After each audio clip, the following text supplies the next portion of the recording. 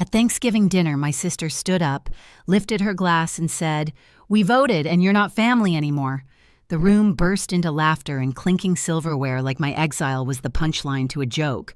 My mother smiled, my father looked away, and I just sat there, silent, calm. Then I reached into my bag, placed a folder on the table, and said, "Then you won't need this." When Natalie opened it, her smile shattered, and the entire room froze. Before I tell you what was inside or why that night changed everything, hit like and drop a comment telling me where you're listening from.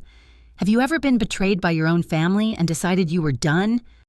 From the outside, my family looked like a postcard perfect smiles, matching sweaters, the kind of people neighbors waved to from across the street. Inside, it was all control, guilt, and quiet debts. My mom ran the house like a boardroom. My dad kept his peace by staying silent. And Natalie, my little sister, was the golden child everyone invested in, while I was the one expected to handle things. For years, handling things meant paying the bills no one talked about. I covered Dad's dental surgery when his insurance fell through Mom's credit card, when the balance mysteriously ballooned even Natalie's emergency car repair that somehow included a weekend spa receipt. No one ever asked how I was doing. They only asked if I could transfer money today. When I bought my first condo, I thought maybe it would earn a little respect. Instead, Natalie joked, "Must be nice not having kids to ruin your credit." Everyone laughed. I smiled along because that was my role to keep peace, swallow it, and show up with wine. Then one day, Natalie called with a tone too sweet to be real. "Joel and I are starting a wellness cafe," she said. "We just need a small cosign, nothing big." I paused. "You mean my name and my credit?" I said. The silence on the line told me everything. From that moment, something shifted. My calls started going to voicemail. Family dinners happened without me. Mom sent vague texts, "Don't make things awkward. You know how sensitive your sister is." Dad didn't pick up when I called. Weeks passed, and I watched from the sidelines as Natalie posted pictures, new outfits, brunches, hashtags about cutting toxic people. I didn't need to guess who she meant. For the first time, I didn't chase their approval.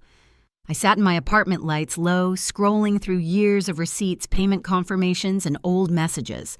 Each one told the same story. I'd been the family's safety net, the backup plan, the quiet ATM in heels. They didn't love me. They depended on me. And somewhere between those lines, I realized something even worse. They weren't planning to thank me. They were planning to erase me. 3 weeks before Thanksgiving, Natalie stopped pretending. She unfollowed me on social media and posted a photo captioned, "Protect your peace, even from family." My mother hearted it. My dad left a thumbs up. I remember staring at that tiny blue symbol until it blurred. Then the silence began. No calls, no updates, just the sense that conversations were happening without me. When I finally texted Mom, "Are we doing dinner this year?" she replied hours later, "Ask your sister. She's hosting." That's how I knew something was off. Natalie had never hosted anything without my help. Every birthday cake, every seating chart, every grocery list, it was always me behind the curtain. But this time there were no calls asking for a recipe. No. "Can you bring your nice wine glasses?" Nothing. A week later, Dad stopped by my place to check on me. He stood by the door like he was afraid to come in. "You know how your sister is," he said. "She feels you've been distant." I laughed. Distant because I stopped funding her projects. He shifted uncomfortably. "Maybe you could apologize. It'd mean a lot to your mother." That's when I realized he wasn't there for me. He was delivering a message. I spent that night sitting at my kitchen table surrounded by folders, bank transfers, bills, printed messages. 5 years of helping. 5 years of being useful but never loved. Somewhere between the ink and the numbers, a thought surfaced. They'll never admit what they did, but I can make them see it. So I started organizing, not out of spite, but out of clarity. I made timelines, labeled transactions, even printed out a few screenshots, Natalie calling me a walking credit card in a group chat I wasn't supposed to see. The next morning, I called my attorney, Mark. I asked how to remove my name from my parents' financial documents, the ones I'd signed to help years ago. When we hung up, he said, "Sounds like you're finally taking care of yourself." That sentence hit harder than I expected. For once, someone said I was worth protecting. As the week rolled on, invites went out for Thanksgiving dinner. Everyone got one except me. But I didn't need it. I already knew what day it was, what time they'd gather, what lies they'd toast to. And quietly, methodically, I decided to show up anyway. Not with gifts, not with wine, but with truth. The night before Thanksgiving, my apartment looked less like a home and more like a war room. Papers spread across the table, payments, bank transfers, bills, messages, all marked dated, highlighted. 5 years of proof that I'd carried everyone while they called me the problem. It wasn't anger anymore. It was precision. Each page went into a neat pile sealed into a folder thick enough to make a sound when it hit the table. I slipped it into my tote and stared at the window reflection, the calm face of a woman who'd finally stopped asking for permission. That morning, I woke before the alarm. I didn't bother with makeup or jewelry, just a gray coat, clean hair, and a steady breath. Outside, the air was cold enough to sting, the kind of sharp cold that made you feel alive. I wasn't going to start a fight. I was going to finish one. By noon, I drove past the bakery that used to be our family's Thanksgiving stop. I used to order the pies, pay for them, and drop them off early so no one else had to. This year, the glass window gleamed with the same pumpkin tarts and apple pies, but my name wasn't on the receipt. As I parked near my parents' house, I saw the same wreath on the door, the same golden leaves hanging from the porch. For a moment, my chest tightened with old instinct, the one that wanted to turn around, apologize first, fix everything. But that version of me was gone. I walked in through the open door like a guest who'd been forgotten. Laughter echoed from the dining room, Natalie's laugh high and polished, the one she used when she was winning. She spotted me first, her smile faltering just enough to show a crack. "You actually came," she said, voice dripping with sugar. "Wouldn't miss it," I replied. Dinner started like every other year, the small talk, the fake warmth, the careful glances toward me. Under the table, my fingers brushed against the folder in my bag. It wasn't just paper, it was everything they'd ever taken for granted. At one point, Mom leaned over and whispered, "Let's not make this awkward, okay?" I smiled. "Oh, don't worry," I said softly. Awkward won't be the word for it. I glanced around that perfect table at the laughter that used to make me ache and felt nothing but calm. Tomorrow, they'd remember this dinner for the rest of their lives. Thanksgiving dinner always looked like a magazine spread, amber candles, golden plates, everything polished to distraction. But that night, under all the warm lighting and fake laughter, the air felt heavy. I sat between my father's silence and my mother's polite smile, my tote, at my feet. Every word at that table was rehearsed, every laugh too loud. Natalie stood up halfway through the meal, her champagne glass raised. Before we carved the turkey, she said, eyes glinting, "We have an announcement." She looked straight at me. "We voted and you're not family anymore." At first, no one moved. Then, as if on cue, everyone laughed. The sound bounced off the walls like applause at a bad comedy show. Laura clapped awkwardly. Joel grinned but wouldn't meet my eyes. My mother chuckled, smoothing her napkin. Well, she said someone had to say it. I looked around at all of them, people I had helped, fed, paid for, defended, and felt something inside me go completely still. I didn't feel anger. I felt clarity. I leaned back in my chair, folded my hands, and said softly, "Then I guess you won't need this." I reached into my tote, pulled out the folder, and placed it in the middle of the table. The sound of paper hitting wood silenced every giggle. Natalie tilted her head, still smiling that glossy, rehearsed smile. "What is this?" "Why don't you find out?" I said. She reached for it with a smirk, tearing it open like it was a present. The first page wiped the smirk off her face. The next one drained the color from her cheeks. By the third, her hands were trembling. "What is this?" she whispered. "Proof I said." Her eyes darted across the table, Mom, Dad, Joel, then back at me. "You're sick. You're obsessed." Joel frowned, pulling the folder toward him. "Wait, what is this about the hotel in Santa Monica?" "Joel, don't," Natalie hissed. He flipped another page. "Who's Alyssa?"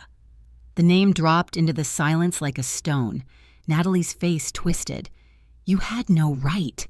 You had no right." I cut in, my voice steady. "To call me a walking credit card, to take and lie and still pretend I was the problem." Mom pushed her chair back slightly. eyes wide. "Charlotte, honey, let's just calm down." "I am calm," I said, and I was. "I've been calm my entire life while you all drain me dry." Dad spoke for the first time. "You're making this bigger than it is." I turned to him. "No, Dad, you made it small. Every time you saw her use me and said nothing, you made it smaller. Every time Mom said, 'She's just sensitive,' you made it smaller. Until tonight, when your silence became applause." No one said a word. The only sound was the tick of the clock over the fireplace. Natalie stood suddenly, her chair scraping back. "You think you're some kind of hero? You're just bitter because no one needs you anymore." I met her eyes. "No, I'm just finally done pretending I need you." I stood up slow and deliberate, feeling every eye on me. "For years you've called me cold, distant, selfish.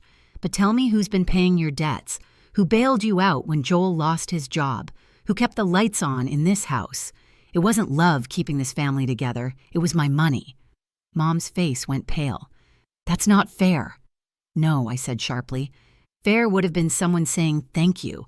Fair would have been not voting me out of my own family." Joel kept flipping pages slower now, each one heavier than the last. "This is all real?" he asked quietly. "It's all real," I said. He stared at Natalie. "You told me she was lying. You said she was jealous." Natalie stammered, voice cracking. "I did it for us." "For us?" he snapped. "You stole from her. You cheated on me. You lied to everyone." "Stop it!" Mom shouted, but her voice broke halfway through. I looked at her, and for the first time, she couldn't hold my gaze. "You know what hurts the most," I said. "Not the money, not the lies. It's realizing I could disappear tomorrow and none of you would feel relief or grief, just inconvenience." The table went silent again. Someone's fork slipped and hit the floor. I reached into my coat pocket and pulled out a small envelope. "One more thing," I said. "What now?" My father sighed. "Power of attorney," I said. "Revoked. All of it. Medical financial emergency contact. I'm out." Mom gasped. "You're cutting us off." I smiled, small and tired. "Completely." Natalie laughed once, sharp and bitter. "You think walking away makes you powerful. It makes you pathetic." "No," I said quietly. "It makes me free." I pushed in my chair, the scrape of wood against the floor, cutting through the silence. "You wanted a show," I said, picking up my coat. "Congratulations. You got one." No one stopped me. As I stepped outside, the cold hit like clean air after a storm. Behind me, voices rose, anger, disbelief, denial, but they sounded distant, small. On the porch, I looked through the window one last time. Natalie was crying now, Mom's face buried in her hands, Dad just sitting there, finally seeing what he'd ignored for years. I turned, walked down the steps, and didn't look back. It wasn't revenge. It was closure. And for the first time in my life, I didn't feel like the quiet one they did. The morning after Thanksgiving, my phone lit up like a crime scene, calls, voicemails, texts, stacked on top of each other. "Mom first, you went too far, Charlotte." We were upset, but that wasn't right. Then Dad, "You made your point. Let's fix this before it gets worse." Natalie didn't text right away, but when she did, it came in a flood of messages, apologies that turned to accusations, then back again. "You don't understand what you've done." Joel left. He took Ellie. "Are you happy now?" I read every message once and then archived the entire thread. My hands didn't even shake. For years, I thought silence meant weakness. Now it felt like armor. I took the next few weeks one step at a time, changed my bank accounts, froze every joint document, updated my emergency contacts. I even went to the lake, the one Dad used to take me fishing at when I was a kid. The water was still and silver, reflecting nothing but the sky. I sat there for an hour breathing. No noise, no guilt, no family chaos buzzing through my phone. Just peace.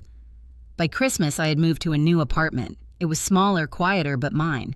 There were no family group chats, no texts asking for help, no guilt-laced phone calls. Just mornings with coffee and real quiet, the kind that used to scare me. A week later, Laura texted me, "I'm sorry for clapping that night. I didn't know. You were always the one who showed up." I didn't respond, but I smiled. It was enough. And when Mom's final letter came 3 words written in careful script, "We're still family," I folded it, placed it gently in the trash, and whispered, "Not anymore."